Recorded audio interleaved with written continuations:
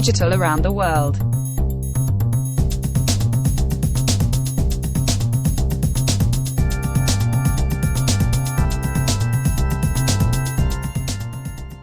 So, I'm Konstantinos Loupos. I'm the head of R&D of INLECOM Innovation in Greece, which is a group of SMEs with strong presence in the R&D side. We are right now participating in something like 30 projects, European funded research projects. And we are happy to organize this session on intelligent trust and identity management towards secure IoT world. We will start with a brief overview of the situation on trust and identity management requirement needs in the area, always under the IoT scheme. And we will have the chance to see 4 projects that are doing recent research and have very good recent outcomes, supporting the European community, the research and research in general. So let me start presenting the session members. So the first project is Eratosthenes, which is coordinated by INLECOM. I will be presenting this project. Then we will see Olympus project, coordinated by Antonio Skarmeta, which is a professor at the University of Murcia in Spain. We will see also ARCADIAN-IoT, presented by Sérgio Figueiredo from IPN, as a project manager and a senior researcher there. And lastly, we'll see the Secondo project by Christos Xenakis, a professor at the University of Pireus. So I will just pave the way to these research challenges that we will see next, with some recent needs and where it all stands and what's the overall challenge behind this all this fuss that is being done recently. So there is the IoT world that is facing security challenges, network challenges, software development challenges. Also has to do with new and complex dependencies between the systems and the networks, and this includes insecure devices, network blockages, a very diversifying and a very complicated network regarding scalability, diversity, lots of devices being connected, lots of devices being also disconnected from the networks, and as the IoT world is dramatically increasing recently, we can also think of issues regarding the trust of the networks and the devices and our personal data, etc., etc. So if we see these diagrams, we see a lot of popular technologies that are in the area, technologies with impact on the business side regarding IoT, regarding AI and ML, and the related needs of running AI and ML on the edge. There is also a tendency to pushing information towards the edge due to other issues regarding data management, making data, providing data processing closer to the data, to the origin of the data, the source of the data. And this, of course, in turn implies several other issues regarding data management, protection of personal information, etc. So it's not an easy thing to do. This is, of course, supported by a huge explosion, I would say, of connected possibilities in our daily lives, and we see it every day. So if we are talking about 50 billion of devices being connected actually this year and last year, so the predictions go much higher than these numbers. So the issue is there, and it's going to be even stronger and stronger in the next years. So let me start by presenting the first project, which is Eratosthenes. It's standing for Secure Management of IoT Devices Lifecycle through Identities, Trust, and Distributed Ledgers. Okay, I will not repeat myself. We all know here that Internet of Things is there to stay, together with, of course, its benefits, but also has some challenges that we are facing right now. And these are even more challenged, I would say, by attacks, by DDoS attacks that we have seen very recently. These are not going to be reduced, of course. These are going to extend in the next year, in the next years. Of course, there is research and business and commercial solutions that are fighting this war, let me say. The recent identified challenges relate to confidentiality, to data access control, privacy, as I said before, for users and things, and actually it ends up to the device's trustworthiness, how we can trust our device, our mobile phone, our sensor device, smoke detector, or whatever it is in our office or home, and of course compliance issues between the devices and the different networks that are being initialized and the devices connect to. So with a quick background on how and what led to the development of Eratosthenes project, we are talking about dynamic orchestration of security mechanisms. So authentication and connectivity has been a major focus of our research. Trustworthy interactions between the unknown or known devices, taking care and coping with a huge number of connected devices, so scalability issues arise. And of course, we're talking about fully distributed networks, so dynamicity comes into the game. Intelligent processing at the edge is a threat, but is also a huge opportunity. Heterogeneity of devices, okay, we fully understand this because we're talking about heterogeneous devices, heterogeneous networks coming and going, and of course, many device manufacturers that are producing things. And of course, federated ML, again, running at the edge. This is Eratosthenes project, funded as a security project under DS02 last year, subtopic D on distributed trust management and digital identities. It consists of 14 partners. Here you can see a quick list, 6 SMEs, 5 academics, 3 large companies. And the vision of this project is to devise, implement, and evaluate a novel distributed, automated, audible, but still privacy respectful trust and identity management framework. This is supposed to be solving problems on the dynamically and holistically nature of devices and tackling its overall life cycle related to this, but also strengthen trust, identities, privacy, and resilience in the entire IoT ecosystem or network. And of course, a major focus here is to support the enforcement of the NIS directive and GDPR, Cybersecurity Act. All these are very, very important and very much supported by the European Commission. So the challenge here is widespread deployment of devices. There are no boundaries. Computing is everywhere. There is extreme connectivity and cascading effects of this connectivity. Visibility over the security and the networks is not there or has to be dramatically improved. As I said before, excuse me, mixed technologies and heterogeneous devices are always considered to be connecting and disconnecting from the network. So that's another issue. And of course, firmware updates and security updates are another point that is coming into research, coming under the research radar recently, because that's a very, very important thing, to trust the firmware and the security updates that has been done in all the devices. Oversimplification of operating systems and availability of security tools, etc., is challenges also that raise the attention over a secure IoT overall.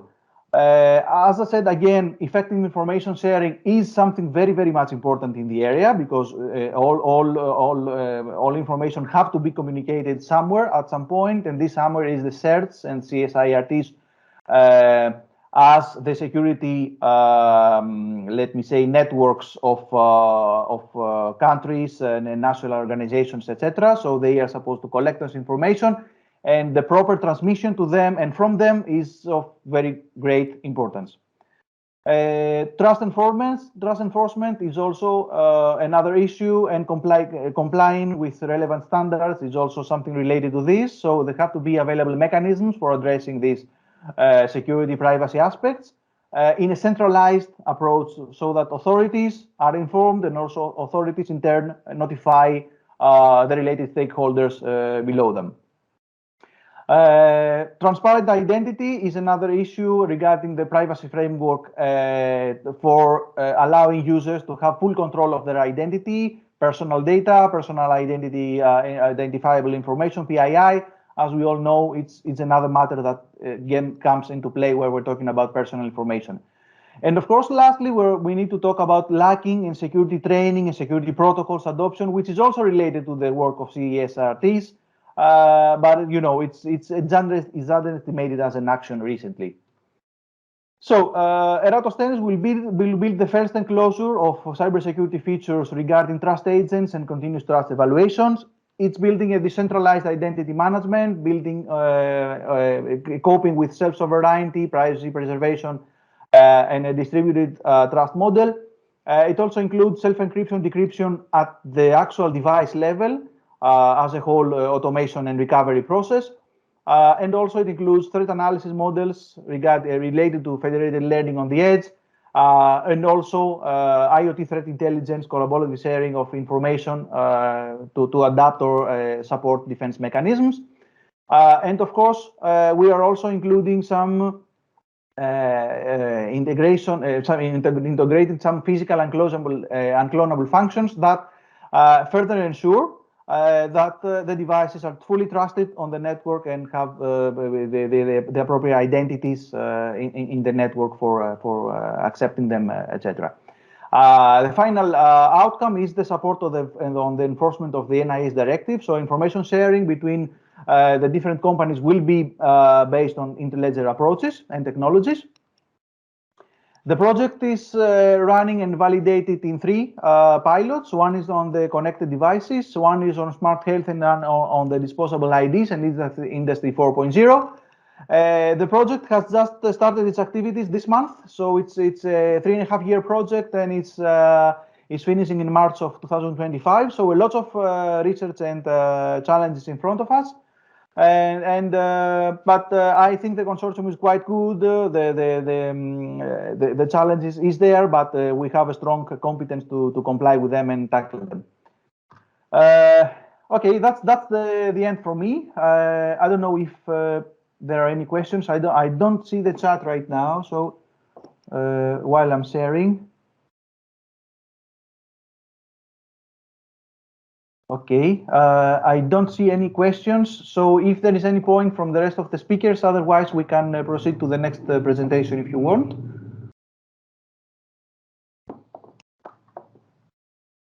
Okay, then I would like to call Antonio Skarmeta, that will be presenting the Olympus project.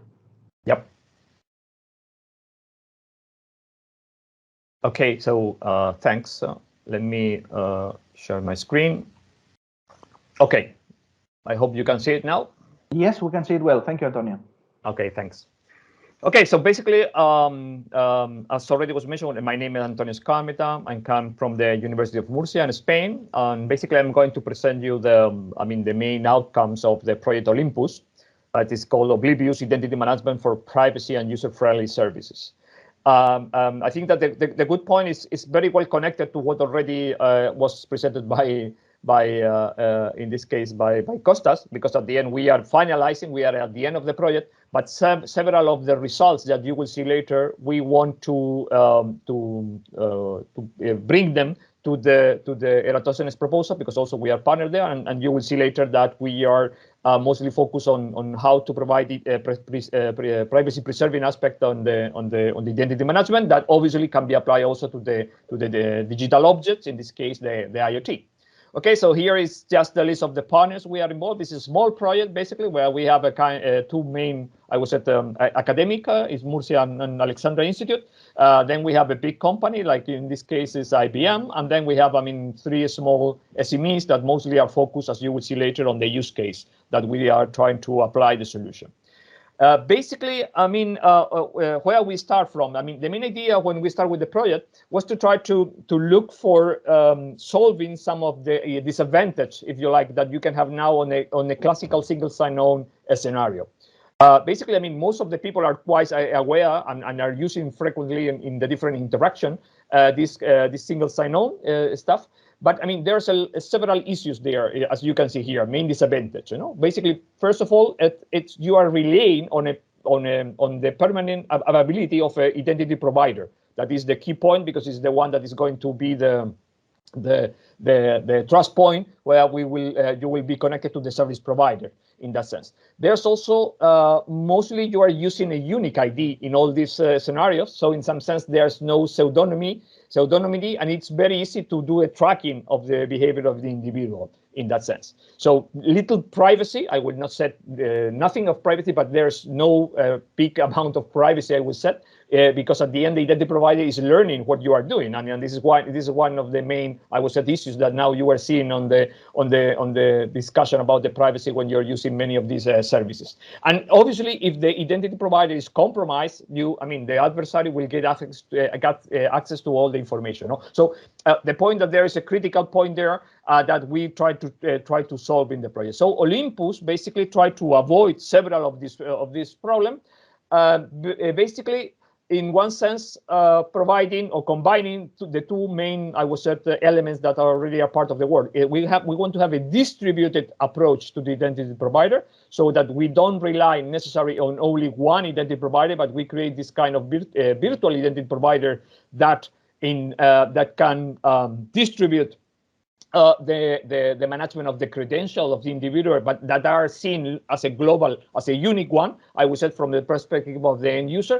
And also we want to approach the idea of the oblivious concept, so that at the end, from the service provider, they are not able to recover or reuse, basically, to learn any information about yourself, in that sense, on the interaction. No? So in that way, for that, we are proposing the use of certain cryptography. You will see later the two kind of technology that we already are bringing here that take advantage of the single sign-on, but at the same time try to avoid some of these limitations I already mentioned. So to provide unlinkability on the interaction. As you can see here, for example, in the picture, the main idea is that Alice already can use certain kind of pseudonymy when he do the authentication, and this pseudonymy can have different, I would say, representation depending on the service provider later they are going to connect to. Obviously, we want to have a minimal disclosure, so that the user or the entity that is using that identity is able to select which attribute to be used in his interaction with the service provider. And for that, we are proposing here, and one of the technologies, we're using privacy-preserving attribute-based credentials, and we call it, also because it's now distributed, it's a distributed privacy-preserving attribute-based credential, so that at the end, what allowed to the user, and what you can see in the picture at the bottom, is to receive certain kind of certified attributes from a trusted authority, so that he can later use that attribute in order to derive certain cryptographic proofs that are going to be presented to the different service provider. And for example, here you can see that basically the only thing that is necessary to access to certain service, for example, in this case, is just to demonstrate that I am above 18 in that sense. But at the end, I think the main idea is to be able to maintaining the philosophy and the approach of a single sign-on, that is something that's working and people are used to, is to try to improve and provide the advantage of this kind of crypto solution that you will see later we are bringing to the project. No? So for doing that, as you can see here, and maybe this is the main point here, is that we create two kind of solution. One is, we call it online version, that is being used when when you need that the identity provider and is always online in order to interact with the service provider. And this is called Pesto solution that we already have generated. And the other one is what we call it, that is used when it is not necessary to have the online connection to the identity provider, and it's based on the distributed attribute-based credential, as I already mentioned. At the end, the main point is that independently of the one option or the other, there's a common step that is the distributed password verification. That is where the user do the authentication. It is common, it's the same one that you're using. Basically, in our case, we use, for example, login and password, either to simplify the approach. So the main idea is here also is that we want to be user-friendly. So what normally the user is now using when he is accessing typical identity providers, in nowadays, so we can continue with that approach, but with providing all the advantage of first having a virtual identity provider that allows to have first redundancy, but at the same time can manage different blocks of credential of the user, and so that the identity provider cannot get all the information of the user. And at the same time, as I already mentioned, to provide privacy and anonymity on the access to the different service providers, as you can see here, using different alternatives, being the online, being the offline solution that we already are proposing here. Later, you will see why the offline is important in certain kind of scenarios. At the end, as I already mentioned, what we are proposing in Olympus is a complete architecture, where we already have identified, and we will provide also in open source access to all these results that we already have in the project. If you go to our website, you will be able to access to all this information, to our GitHub, where we already provide all this access, and either some kind of examples about how to use the technology for your own, I would say, possible application. As I already mentioned, we already integrate these two approaches, PESTO, that is the oblivious authentication and token generation that normally is being used on the more classical online scenario, but also the distributed PAVC in the case of the on the offline scenarios. Both the architecture combines both, so you can use one or the other, depending, as you can see here, on the interaction and what is the need. And the important thing on our approach is that we try to minimize, as I already said, the requirement from the user. So the main idea is that we demonstrate that this is as strong from the security perspective as the most relevant mechanism, but at the same time is very user-friendly, using in some case, in the worst case, the most simple case of the password, login and password, that so that don't require any kind of trustable hardware and software. Obviously, we can always increase the security, but either with this solution, it is demonstrated that it's quite secure and privacy aware, obviously. And the other aspect is that we already have to minimize the integration with any kind of existing identity provider. So we provide solutions that interact with SAML, IDMX, or OpenID Connect solution. So at the end, it is not creating a new solution. It's something that can be integrated with the existing solution, I would say in some sense. As I already mentioned, we already have tried we already have demonstrated the usage in two use cases in that sense. One use case is what's called the mobile driver license. So the main idea here is to as you know, there's a tendency to move to this kind of a mobile driver license instead of the classical card base, if you like. And the main idea is to use this kind of solution in the mobile, so that you can also access to other different services. In several countries, you know, there's no identity card. They use basically the driver license as a way to, for example, identify if your age is above 21, if we're talking about United States or something like that. So the main idea of this scenario is to be able to use this solution, and the demonstrator is based on this solution, in order to use this mobile driver license in order to access services that could be, for example, in this case, a vending machine, or it could be, I would say, a shop where basically you want to have a certain interaction with the system. No? The other examples that we already have, and if you go to our website, you will see some demos and some videos about that, is to have this kind of credit file interaction. The main idea here is to allow a user to request information about several banks or credit companies without necessarily to reveal all the information of themselves.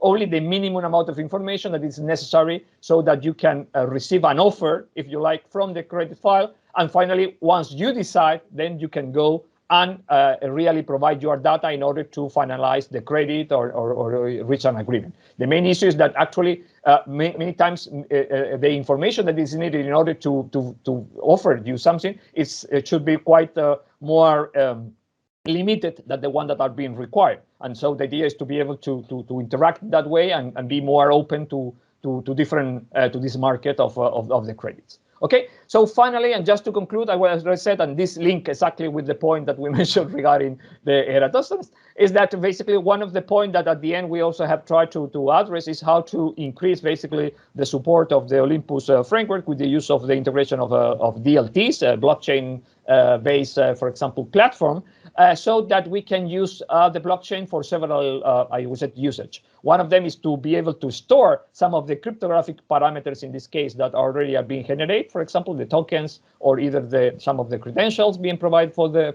end user. Also to allow, as you know, here we're talking about the distributed identity providers solution. So maybe we can use at the same time the blockchain in order to discover where are this virtual identity and to make them interoperate in a secure and trustable way. And finally, as already mentioned, to connect to several of the new solutions, for example, based on WTC solution on the verified credentials, so that they can be also be part of the definition where you can add them on your history regarding your main properties when you want to share trust with other entities. So just to conclude, as I already mentioned, we already proposed a solution that basically is compatible with what already exists. It's simple from the user perspective. It can provide an increased level of trust and support and I would say and privacy than the existing solution. And one of the main area of work now is how to extend this to the area of IoT, and this is what we already are going to do inside the Eratosthenes, and that you already have seen previously in the presentation from Kostas. And that's all from my side. Just to mention, just to conclude, sorry about that, Kostas, is that next week on the 27th, we are going to have a business workshop organized by the Olympus, where we are going to present all the solution and we are going to discuss about how this identity management mechanism that we are proposing here can be used for other sectors, not necessarily the one that we already have covered in our use case. So we invite all of you, please go to our website and then you will see all the information to participate on this workshop next week on the 27th afternoon, 3 o'clock CET. Okay, thanks, Kostas. Thanks a lot, Antonio. Definitely a placeholder in all our agendas, 27th of October.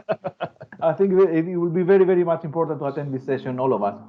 Thanks very much, Antonio. A very quick question from my side. Maybe we can take it also to the end of the session, but just quickly from my side, how do you think, how ready is the market and how ready are the end users? You presented two cases here, one related to cars and related to financial actors. How ready are they to capture this new technology, and how ready are they to embrace such modern technologies? Yep, I know. I think that we are quite in a good shape now for the adoption of this technology. Just to mention, for example, in the case of the mobile driver license, we already are working with the ISO standard. So basically, one of the ideas is that in the day 2 version of this MDL, that is going to be a standard at the worldwide, because it's part of the ISO. And it's been adopted already by several countries. The main idea is that in the day 2 of this version is to include this privacy preserving aspect that we already mentioned. So solution like the one that we are proposing, so that the MDL can be used on this kind of scenarios as I already mentioned. So I think that it is not just that the people, the user in general, is already aware of the need of this privacy issue. So I think that in that sense we are quite on shape, but also the standards, I would say, the organization, the forums are already quite also interested on this solution, because it's something that is going to be required by the end user, I would say. So I think just to mention, just to conclude, one of the points that why we start with this idea of the login and password as a basic approach was that, for example, in Spain, we have many years that we have this electronic ID that is already integrated in and with the certificates inside the plastic card, and there's already a lot of reluctance to the people to use that, although it provided a lot of security.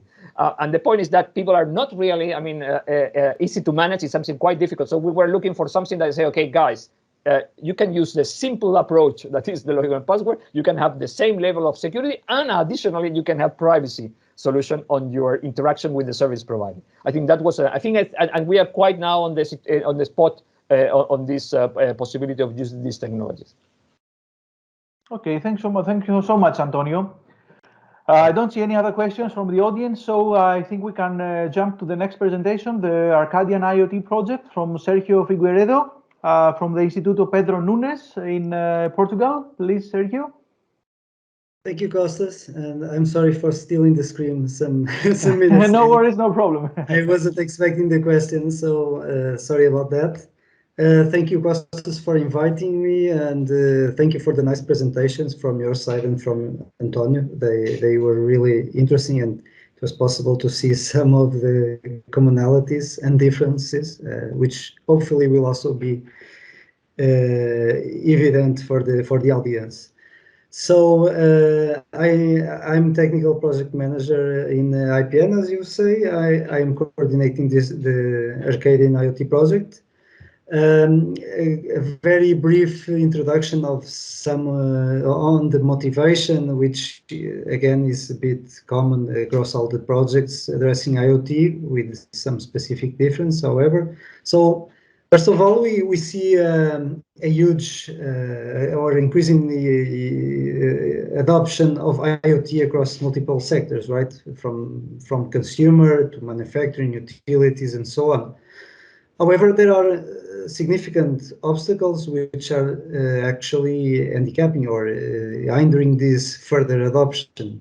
And these include the increased number in IoT threats and risks, and there are very high-profile cases such as Mirai, Katana, or others. We also see that security and privacy are a major barrier to either IoT adoption, and this, especially from the business perspective, poses significant risks which do not allow some entities to incorporate IoT technology due to these risks. And finally, we also see that the emergence and the development of other parallel technologies, such as 5G and AI, actually end up increasing the security challenges and the attack surface or attack opportunities. So in summing up, we see an increased lack of trust overall in IoT services and products, which slows the incorporation of these innovations. Okay. So regarding the consortium, we have a nice mix also of academic partners, large companies, and SMEs. With the SMEs having a particular role, given the fact that they are leading their use cases, so making sure that they really have ambition in incorporating in the future the developed technologies. So regarding these use cases, we have one on private surveillance or vigilance, where basically we are describing or proposing a service and evaluating the trust and security challenges associated to it for requesting a drone for private surveillance. So as you imagine, this has very not only technical challenges but also legal related challenges, for instance, due to the usage of biometric data and so on. So lots of personal data involved here. The second use case addresses industrial control systems. It's led by Box2M, another SME. And the challenge here is how to protect IoT devices and gateways in smart grid environments. And finally, another use case with heavy involvement of personal data is that of medical IoT use case. So in concrete, we are talking about monitoring of pediatric oncology patients. So again, we have sensitive data, sensitive personal data, and especially children data. So these are also aspects which oblige us to take into account both the technical, business, and legal aspects while developing the solutions. So the project started this year, and it's actually now on month 6. We are reaching the point of closing the use cases. And actually, just to finalize an important aspect here regarding the current status of the project, we will very soon collect feedback from stakeholders, from potential solution end users, to further evolve or make sure that the requirements we are considering are aligned with the market. So regarding the specific objectives and the approach of the project, the first objective we specified is the creation of a decentralized framework for IoT systems, and we achieved this by proposing the framework coupling 3 vertical and horizontal planes. I will go through it in the next slide, with the main planes being identity, trust, and recovery planes, and privacy, security, and common functions. The second challenge being how to enable security, or the second objective, sorry, enabling security and trust in the management of objects, and we propose to achieve this through root of trust hardware, combining eSIM and eSIM secure element and crypto chips. And on the other hand, also introducing chain identification through decentralized identifiers and verifiable credentials. The third objective is that of distributed security and trust in persons identification management. And for this, we leverage the ESSIF or SSI IDAS bridge, as well as the coupling of multi-factor authentication. And here we also are researching specific novel methods for facial recognition, exploring some particular new AI-based techniques. The fourth objective is that of this providing distributed and autonomous models for trust, security, and privacy in order to enable a chain of trust. And here we are exploring the integration of trust and reputation systems while benefiting from federated AI. So here we are talking about trust and reputation systems, not only of services, but also persons themselves. Moving on, we have also specified one objective for obtaining or achieving hardened encryption with recovery ability. And for this, we also rely on root of trust hardware approaches. Once more, the eSIM secure element and functional encryption play a key role here for protecting data at rest and data being communicated. Another objective being self and coordinated healing with aiming at reduced human intervention. And for this, we are implementing enhanced anomaly detection and root cause analysis, which, as you know, has already significant background. We are exploring new techniques for this. So in the end, aiming to lead to automated actuation with minimized human intervention. And finally, we also aim at enable proactive information sharing. New cyber enabling the exchange of cyber threat intelligence to specific to IoT. Okay. And for this, we are exploring the extension of MIPS framework. So, as I mentioned, we have these 3 horizontal and 3 vertical planes.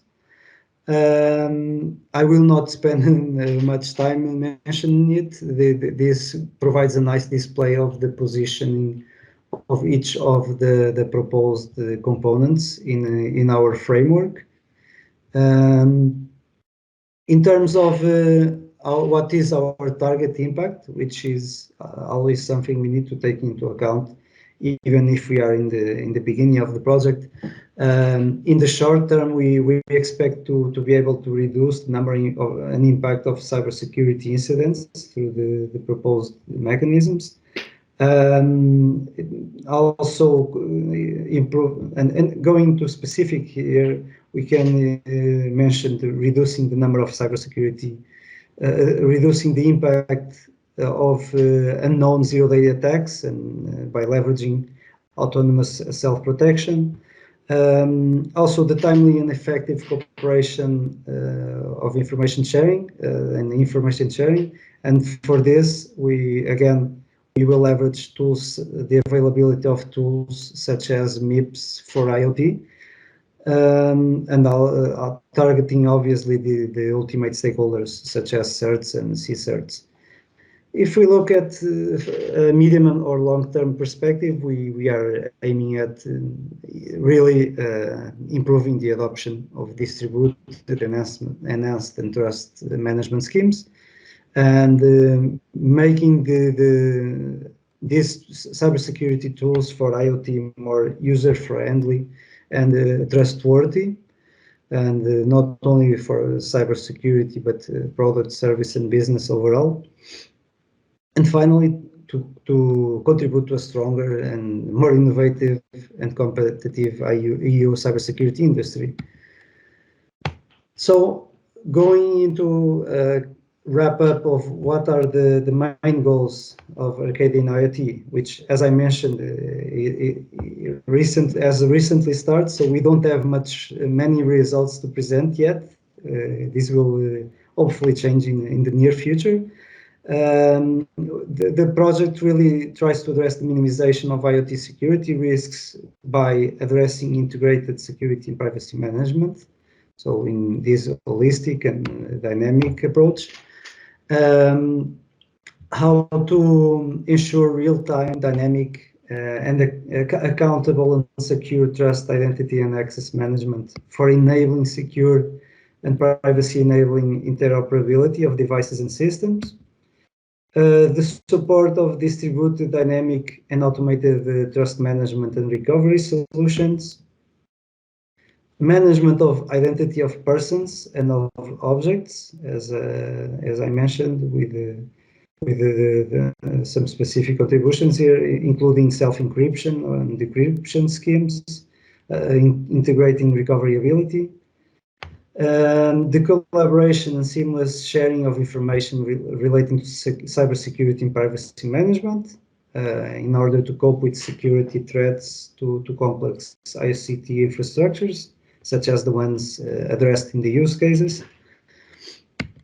And also how to leverage trusted third parties to coordinate transactions involving the storage and pre-processing of data between interconnected places.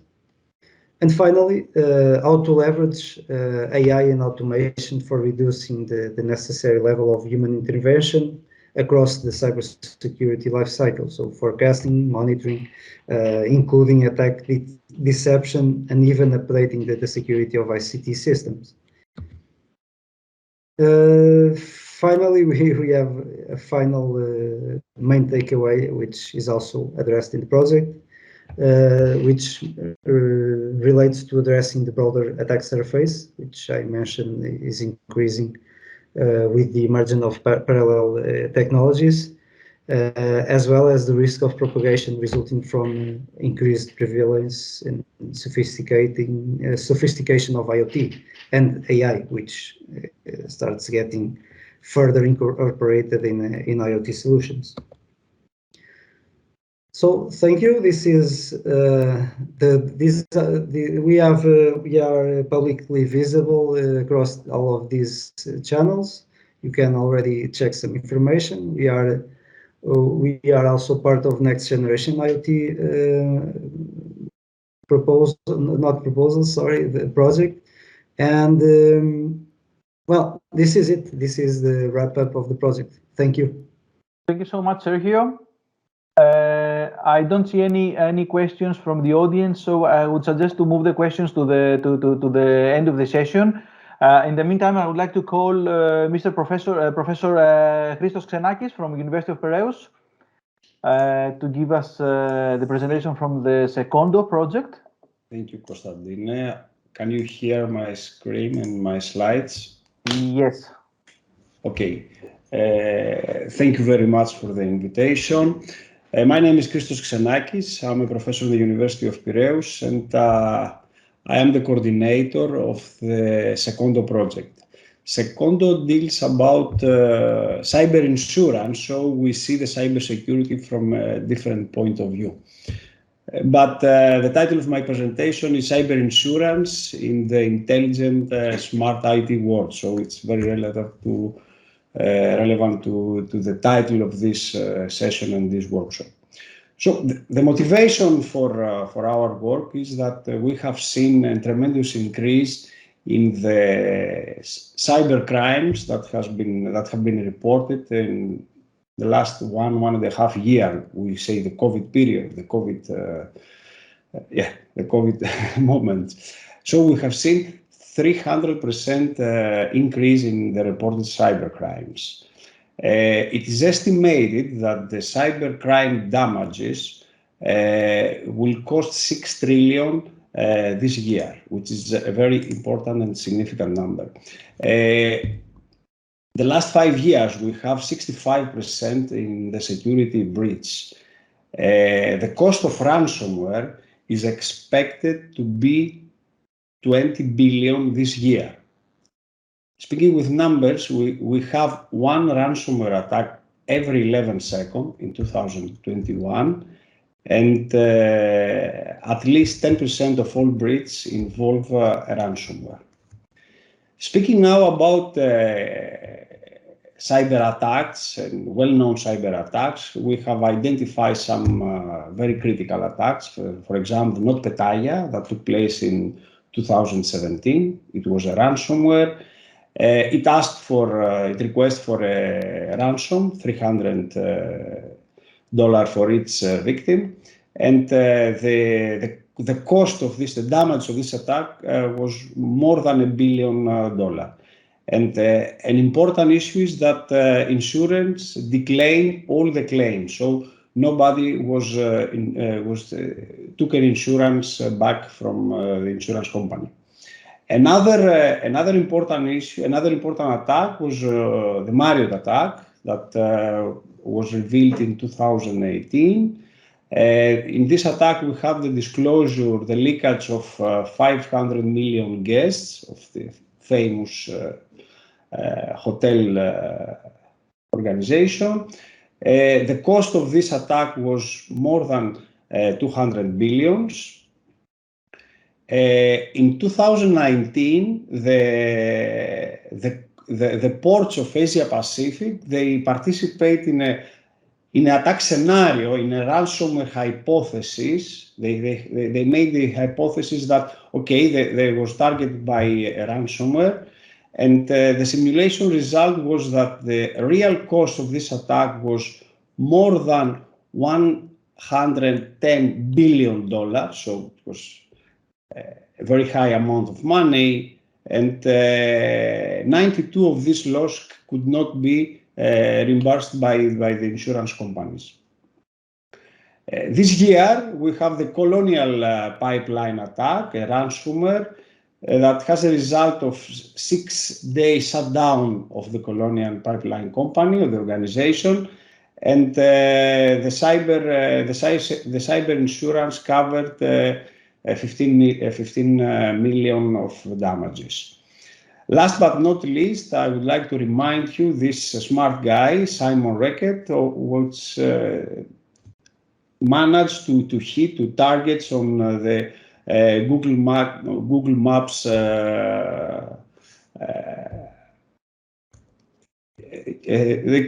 traffic representation. So he managed to take 99 cell phones and make rounds within the streets of New York without any traffic jam. But as you can see in the Google Maps, it was depicted that there was a traffic jam. From the other hand, on the one hand, we have the cyber attacks, and from the other hand, we have a very powerful tool, which is cyber threat intelligence. Cyber threat intelligence includes some specific process, like the one that acquire data. We have the ability to get data either from internal or external sources. So we have the ability to take a lot of data, to consume them, to analyze the data using powerful machines like artificial intelligence in order to make prediction and extract insights or patterns, data analytics in order to make conclusion, and machine learning in order to predict and find representatives missing values. We have intelligence by having data, analyzing data. We have intelligence where we can detect threats. We can understand and evaluate the organization status. We can respond or mitigate threats. And we can also provide risk transfers, something that we focus here in Secondo. Last but not least, we have the ability of continuous risk monitoring. We are able to continuously perform all these tasks, all these functions, in order to evaluate the risk at any level and in real time. So, what is the objective of the Secondo project? Is to close this gap. From the one hand, we have the cyber threats, and from the other hand, we have a powerful tool that names cyber threat intelligence. Secondo is a EU-funded project. The consortium consists of 8 organizations. We have 4 universities and 4 SME. More specifically, University of Pireus, University of Cyprus, University of Technology, and University of Greenwich. And from companies, we have Ubitech, we have LS Tech, Cromar, and Focus Innovation. What will be the outcome of the project? Secondo provides an economic of security as a service platform. And what this platform does, estimates the cyber risk in a quantitative approach for both technical and non-technical aspect. The platform also recommends the optimal investment in cybersecurity, says what is the optimal cybersecurity solution based on the budget that these organizations have, and at the end determines the residual risk, the risk that cannot be covered, and estimates the cyber premium for this risk. Here we can see the 3 main functional modules of Secondo. At the beginning, we have the quantitative risk analysis module, where all the data are collected and the risk analysis take place. Our module incorporates any risk analysis and risk management methodology, so we can consume the risk from any platform that is employed. We have developed and we perform social engineering assessment, which means we perform social engineering penetration testing, which means we evaluate the performance, the behavior of each user. And of course, we have asset pricing. We identify all the assets and we provide a specific value for each asset. At the second level, the second module is the cybersecurity investment module, which includes econometrics module. We have specific price for everything, and we have a game theoretic module that makes all this intelligence in order to find the optimal decision, the best decision. And last, let's say the final outcome of our platform is the cyber insurance coverage and premiums module, which incorporate the insurance ontology, all the approach, the mindset of an insurer. We have the insurance estimation, and everything is written on a blockchain using smart contracts in order to have transparency. Of course, we have big data collection and processing module, because in every phase for all the modules we consume a lot of data. Of course, as a fourth module, you can see here we have the continuous risk analysis monitoring. So all this process runs continuously, and when we have deviation, these are marked, these are written within the blockchain. Regarding the technologies that we have used and the actual development, we see that for the data acquisition, we have phishing attack simulation. We have developed a platform that evaluates the performance of user. We have cyber attack simulation. We perform vulnerability scanner. We get data from CM and for every device that provides log. Also, moreover, we have data. We consume data from external source, from the darknet or the social media. We analyze the data using quantitative methods and mass equilibrium in order to find optimal decision.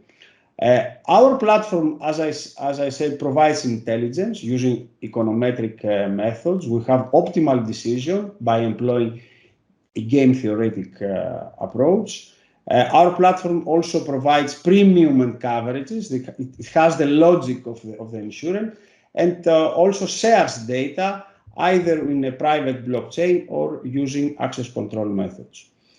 In order to achieve continuous risk monitoring, we employ the holistic tool. It is a proprietary tool of Ubitech, and also everything is written in blockchain and smart contract using the Ethereum.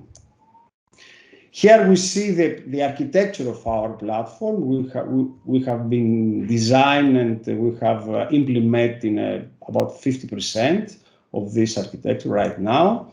And here we see some results, some preliminary results of our tool, which we can say, and some innovations. For example, a specific innovation of this project and the proposed platform is that we do not calculate the risk, but we calculate the risk based on the behavior of its users. So we analyze, we employ various risk approaches, and considering the performance, the behavior of the user, we increase or decrease the risk, considering also the persons that work in an organization. And here we see some results. Sorry to interrupt. We have 2 more minutes to close the session. Yeah. So please, if you can wrap up, thanks. Is my last slide. So, okay. And this is some preliminary results from our crawlers that we monitor data from open access sources or from the darknet, which we can consider as private. Okay, this is my presentation. Thank you. And great. Thank you so much, Christos. I think another interesting perspective here. I don't know if there are any very quick questions for Christos. I don't see something online. What I would like to conclude as a summary is that, okay, the status of attacks and IoT today is huge. It's a huge thing. We see that 100% just occurred in 2021. So that's big. So we're talking about 6 trillion costs, as we saw in the presentation from Christos. So that's huge, and it's also scary to see one attack every 11 seconds. So it's really scary. On the other side, I would like to support, of course, the use of AI and ML and analytics. So they do provide value, and there are many reasons for moving them to the edge recently. And of course, we shouldn't forget the intelligence that such technologies provide. Coping with the actual attacks. So it's not only the benefit for the end user, it's also the benefit for the cyber attack itself. The good thing is that users are starting to having some awareness. So awareness is there to the end users and to the practitioners. So it's a matter of I think demonstrating technologies, complying with standards, following some common policies, common standards, etc. would help. And we also see that transparent solutions and simple approaches are approaches that are easily embraced by the end users and the stakeholders. So I don't know, Antonio, Christos, Sérgio, if you would like to say one sentence quickly as a closing remark for the session. No, I mean, as we already discussed, I think that the most interesting thing of all the 3 presentations is that it is very clear that we need to address, I would say, the security and the privacy, I would say, also from different angles, I would say, but specifically if we are talking about IoT in general, we're talking about, a complex scenario, and I think that a good collaboration, I would say, between the project will be quite interesting in the future, because we are considering it from the different perspective, and I think they're quite complementary one to the other with it. So, hope we can see this in other workshop, the continuation of this work. Yeah, of course. Christos, Sérgio? Yeah, sure. So I think privacy is a key word here, really, in multiple aspects, in multiple angles. On how to use AI for IoT, and not only for IoT, but expanding a bit the usage of AI, on how to use this in a way that protects the privacy, but also on when and how to respect the GDPR and the other policies which are still being evolved, right? Which, as you know, are typically lagging behind the technology itself. So, and how can the end users in the end benefit from this in a way that doesn't actually block the benefits of the solutions themselves? A closing sentence, Christos, because we need to pass the floor. I think AI and IoT, there's a trade-off. There are good things, and also they open backdoors. They create some new problems. So it's a challenge for us to work on this and find the optimal solutions. Great. Unfortunately, we have to stop here. We have to pass the floor to the next session in the digital IoT world. So thank you, Antonio, Sérgio, Christos. Thank you all for your participation, and thank also to the audience. So I think the next session can take over now. Thank you. Thank you. Thank you. See you. Bye. Digital around the world.